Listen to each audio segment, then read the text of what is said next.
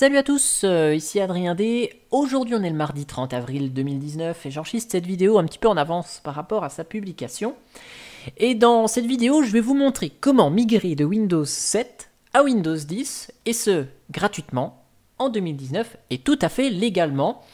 Donc pourquoi je vous fais cette vidéo? Parce que la prise en charge de Windows 7 prendra fin le 14 janvier 2020. Vous savez, Windows 7 est paru en 2009, donc ça va faire 10 ans.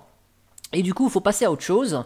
Et donc, si vous avez un Windows 7, vous avez sans doute ce genre de message qui s'affiche depuis peu, hein, qui nous dit que Microsoft va arrêter le support de Windows 7 et qu'il faut se préparer à la suite. Alors, la suite, c'est quoi? Eh bien, c'est passer de Windows 7 à Windows 10. Donc, voici la configuration requise selon Microsoft pour passer à Windows 10. Donc moi, ce que je vous conseille, c'est au moins un processeur de 2 GHz ou plus rapide, avec au moins 2 Go de RAM, 4 Go on est bien, un disque dur pour lequel on a au moins 50 Go d'espace libre pour être sûr de faire la migration correctement, la mise à niveau. Et voilà. Donc ici, j'ai récupéré une machine virtuelle de l'école que j'avais quand j'étais étudiant, voilà, avec le Windows 7 qui était activé avec la licence donnée à l'époque par l'école. Et en fait, je vais vous montrer comment on va passer de Windows 7 à Windows 10. Je vais vous montrer juste que les programmes, que j'ai installé certains programmes pour vérifier qu'après la mise à niveau, ils fonctionnent toujours aussi bien, ces programmes. Et voir que les documents sont conservés également. Donc j'ai deux sessions, j'ai une session Adrien qui est, utilisateur et j'ai la session, vous avez vu, root qui est administrateur. Voilà. Donc pour faire la mise à niveau, on aura besoin d'avoir une session administrateur. Voilà, voilà. Donc je vais juste mettre quelques musiques ici, j'ai oublié de le faire juste avant. Hop, voilà. Pour vous montrer que le son marche bien. Alors c'est ça, direct, musique libre, tac, tac, tac, tac, tac, tac, tac, tac. Voilà, ça va suffire. Hop. Donc ici, voilà, le Windows 7 qui est installé. C'est un Windows 7 professionnel. Voilà. Donc sachez que un Windows 7 Pro donnera un Windows 10 Pro. Un Windows 7 Famille donnera un Windows 10 Famille. Et un Windows 7 Intégral, on a fait le test au boulot, on aura un Windows 10 Pro, puisqu'il n'y a plus d'édition intégrale. Voilà. Donc ça, c'est le Windows 7. Voilà, donc j'ai installé Kaspersky comme antivirus. J'ai installé VLC pour avoir du son. Voilà. Donc on voit que ça fonctionne bien au niveau du son. J'ai installé d'autres petits programmes tels que GIMP, voilà, pour faire du traitement image, tels que LibreOffice, voilà, pour faire de la bureautique, tableur, traitement de texte, présentation. Voilà, donc tout ça c'est pour vous montrer que les logiciels fonctionnent bien avant la mise à niveau. Et j'ai mis quelques documents pour vérifier que les documents sont toujours conservés après la mise à niveau. Voilà, donc LibreOffice fonctionne. Et on va voir que GIMP pour la retouche photo fonctionne également. Voilà. Donc ça, c'est le petit tour du propriétaire. N'oubliez pas quand même de sauvegarder vos données. C'est très important avant de faire la mise à niveau. Et même sans mise à niveau, c'est important de faire une sauvegarde de ces données, évidemment. Donc, pour télécharger l'outil de mise à niveau de Windows 10, facile, vous allez sur votre moteur de recherche favori, là je vais prendre Google, et on va taper Windows 10 ISO. On prend le premier lien qui est télécharger une image disque Windows 10, donc sur microsoft.com évidemment, sur le site officiel.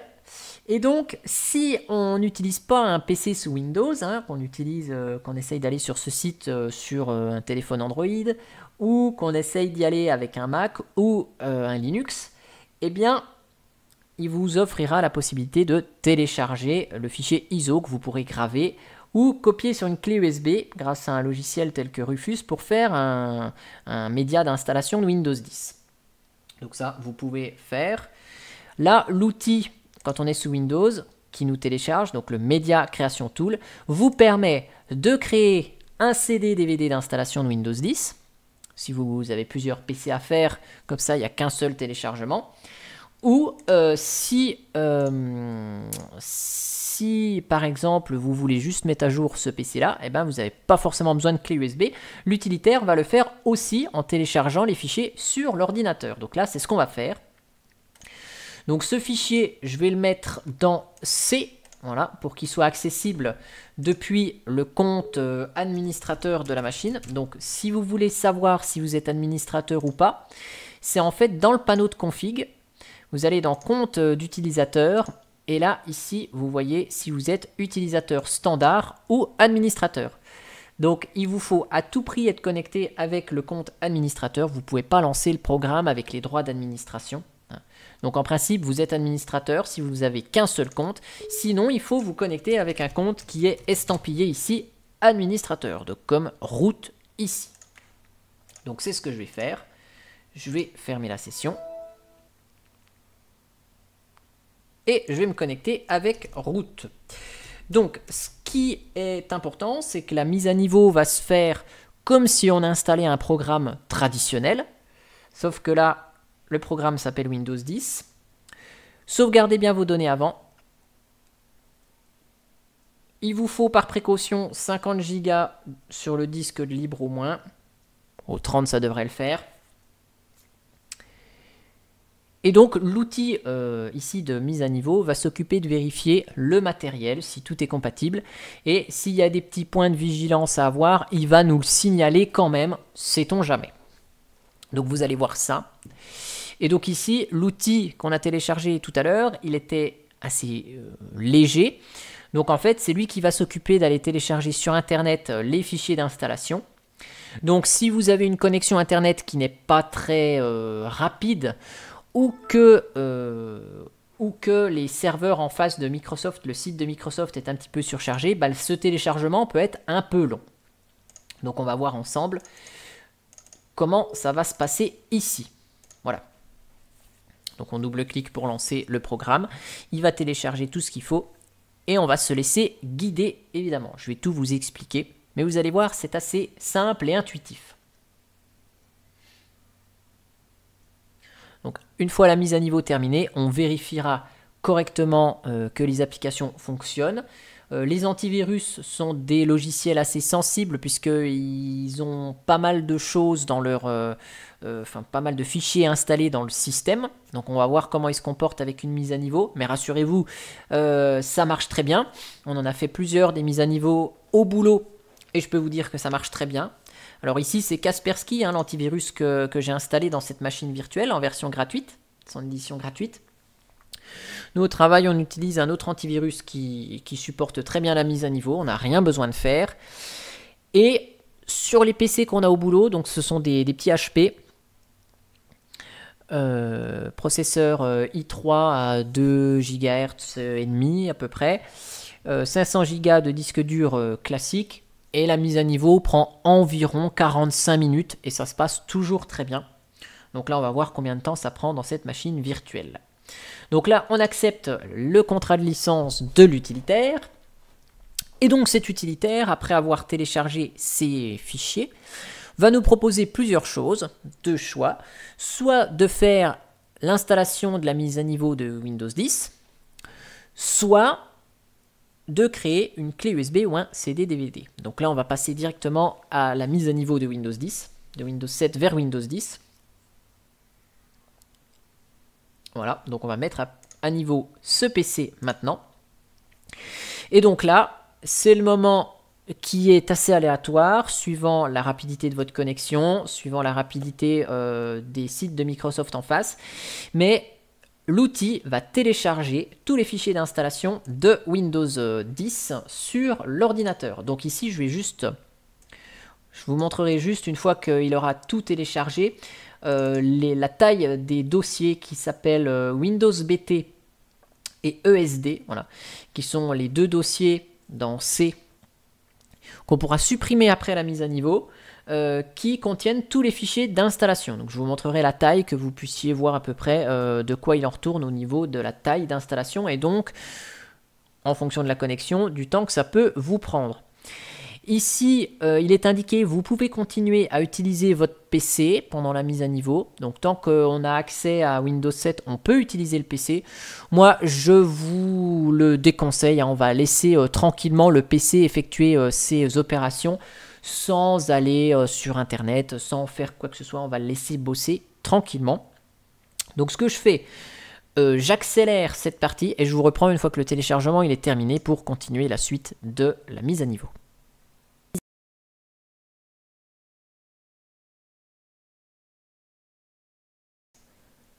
Voilà, donc le téléchargement touche à sa fin.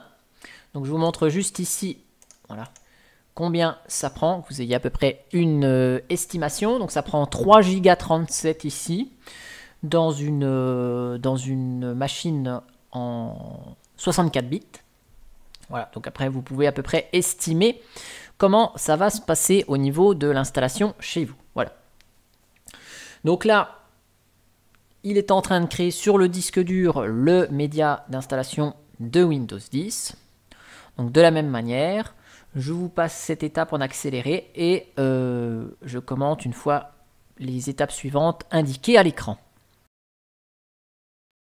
Voilà, donc une fois que la préparation est terminée, ici l'utilitaire se lance et donc il va vérifier un certain nombre d'éléments sur le PC. Il va rechercher aussi des mises à jour sur le système. Donc je vais vous montrer, hein, il y a 3 possibilités d'installation de Windows 10. Soit vous pouvez conserver vos programmes, vos documents, soit vous conservez que vos documents, soit vous conservez rien du tout et vous repartez à zéro. Donc nous, ce qui va nous intéresser, c'est de conserver les documents et les programmes pour continuer à utiliser l'ordinateur avec tout ce qu'on avait déjà installé sans repartir de zéro. Donc après, ici, l'utilitaire va vérifier un certain nombre d'éléments, si la carte réseau, si la carte son, si l'affichage vidéo sont compatibles Windows 10, ou nous afficher quelques éléments, nous disant « Ah bah attention, il faudra peut-être réinstaller tel ou tel élément sur votre ordinateur après la mise à niveau. » Voilà. Donc il nous avertit des petits soucis de compatibilité du matériel, si le matériel est vieux ou pas forcément très bien fonctionnel avec Windows 10. Voilà. Donc ici, on accepte évidemment les termes du contrat de licence de Windows 10. Sinon, on ne peut pas procéder à l'installation.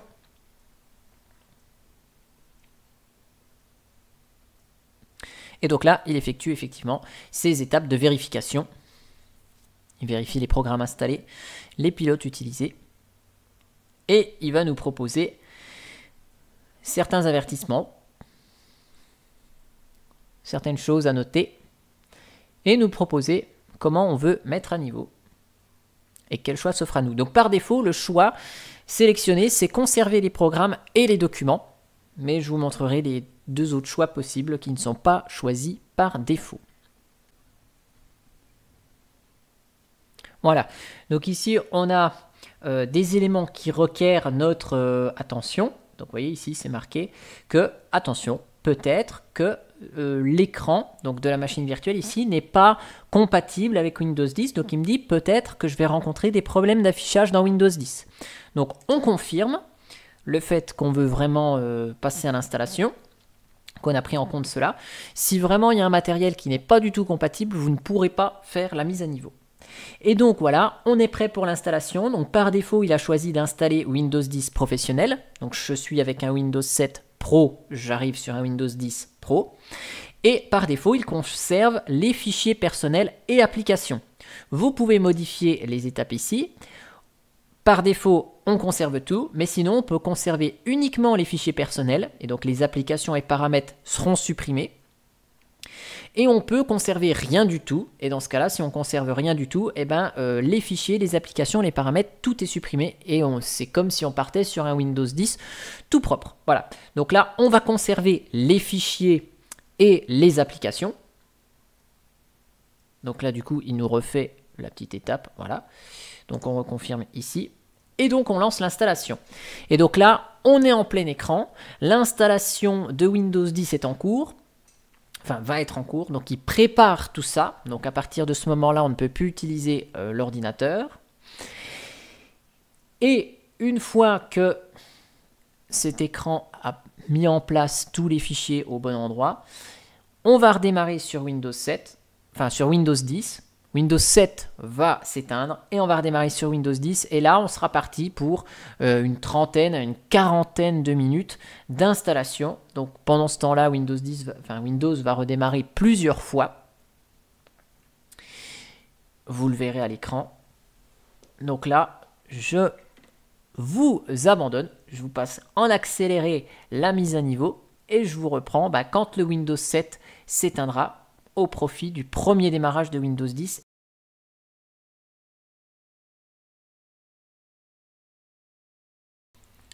Voilà, donc la première copie et préparation est terminée. On va voir donc le PC s'arrêter avec l'écran de Windows 7. Et donc c'est à ce moment-là qu'on dit adieu à Windows 7, puisque tout ce qui va se passer à partir de maintenant est entre les mains de Windows 10. Voilà, donc il charge les fichiers. On a l'écran de démarrage de Windows 10. Et donc là, va se poursuivre l'installation de Windows 10.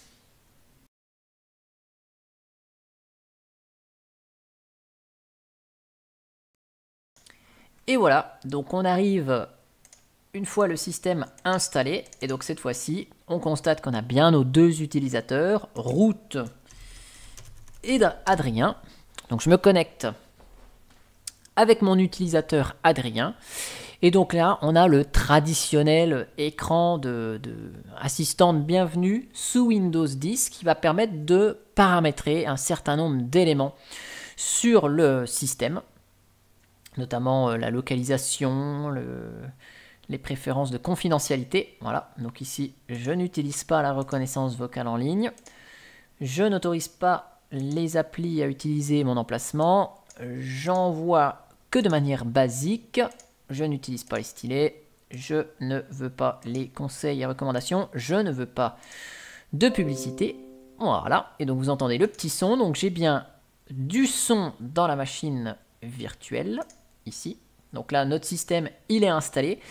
Alors, si je fais juste ça et ça, voilà, vous voyez, ici, on ne peut pas changer ici la disposition de la machine. Enfin, la disposition de l'écran. Donc ça, c'est les petits soucis de paramètres d'affichage qu'on a eu à l'installation, où il nous a dit « Ah, attention, vous devrez peut-être réinstaller ». En tout cas, il nous a dit que le pilote d'affichage serait peut-être pas compatible. Donc ça, c'est pas très compliqué. Il suffit de le réinstaller. Donc ici, je vous montre, on a bien nos documents. Nos documents sont toujours là. Voilà.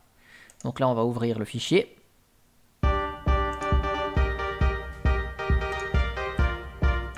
On a toujours du son. Donc après, on a nos applications telles que LibreOffice. Voilà, on va lancer par exemple LibreOffice Writer. Donc le traitement de texte. Donc ici, on est bien sous Windows 10. Donc j'avais laissé le fond d'écran par défaut de Windows 7. Donc il m'a mis celui par défaut de Windows 10. Et là, on voit LibreOffice qui fonctionne. Donc les programmes fonctionnent très bien après l'installation. Voilà, hop, je tente le tableur ici. Voilà, donc tout ça, ça marche. Ici, on voit que l'antivirus détection de migration vers Windows 10. Donc, il faut exécuter une mise à jour. Donc là, on va voir comment ça se passe. J'en ai strictement aucune idée. Sinon, pour les antivirus, si ça ne marche pas, il suffit de le réinstaller. Voilà. Donc, le navigateur Internet, je vais laisser ça dans un coin. Le navigateur Internet, il est toujours là. Vous voyez, il est resté sur la dernière page que j'avais ouvert. Voilà. Donc, c'est nickel. Ah là, il faudra redémarrer le PC. Donc là, OK. Oui. Ce que je vais faire, donc je vais juste réinstaller le pilote vidéo en provenance des VMware Tools. Donc, l'outil qui me permet de virtualiser ici Windows. Donc on va réparer, suivant, réparer, voilà. Et donc là on devrait retrouver normalement un affichage correct, on va vérifier ça. Donc là, on a bien sûr toutes les applications de Windows 10 qui se sont installées. Donc là, on a toujours Clémentine. Voilà, ne pas vérifier. Donc Clémentine, il est là. Hop, voilà. Donc si là, on essaie de paramétrer Clémentine, un logiciel qui n'était pas paramétré avant. Tac, donc musique, sélectionner. Ok, voilà, il détecte ma bibliothèque de musique. Et ça marche. Voilà. Donc on avait installé quoi comme autre logiciel? Donc VLC, ben on a vu qu'il fonctionnait. On a top, donc Kaspersky, il faut redémarrer et il va fonctionner du coup. Voilà. Ici, on a GIMP. Donc lui, il marche toujours. Oui, d'accord. Donc là, on doit redémarrer. Oui, on doit redémarrer pour supporter la musique. Tout ce qui va bien. Donc là, hop, voilà. Bah, il me remet mon écran en grand. Voilà. Donc ici, on a GIMP qui est fonctionnel. Donc là, il va juste me demander de redémarrer. Donc on redémarrera plus tard.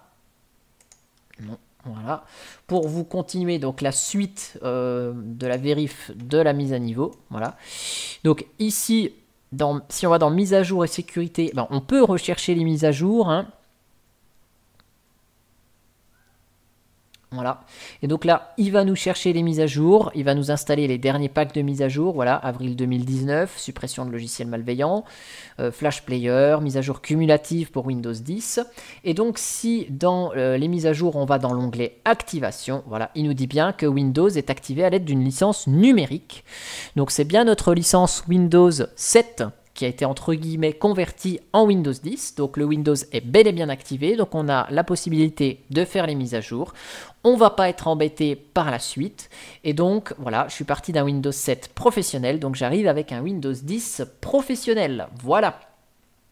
Donc là, tout est fonctionnel. Après, on a, voilà, on a toutes les applications Windows 10 ici qui sont fonctionnelles et qui nous restent à configurer comme les comptes, comme la calculatrice. Voilà, donc le courrier-l'heure, la calculatrice.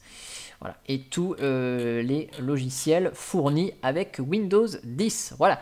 En tout cas, j'espère que cette vidéo, elle vous aura été utile, elle vous aura plu. Je vous dis à bientôt pour une prochaine vidéo. Si jamais vous avez des retours d'expérience sur des mises à niveau, bah, n'hésitez pas à mettre un commentaire dans cette vidéo. Voilà. Et me dire aussi, suivant avec votre antivirus, quel antivirus vous aviez, est-ce que ça fonctionne? Ça a bien fonctionné? Est-ce que vous avez eu des soucis? C'est bien d'avoir un petit retour là-dessus. En tout cas, nous, toutes les migrations au boulot se sont passées avec succès. Voilà, allez, j'espère que ça vous a plu et je vous dis à bientôt pour une prochaine vidéo. Allez, ciao ciao.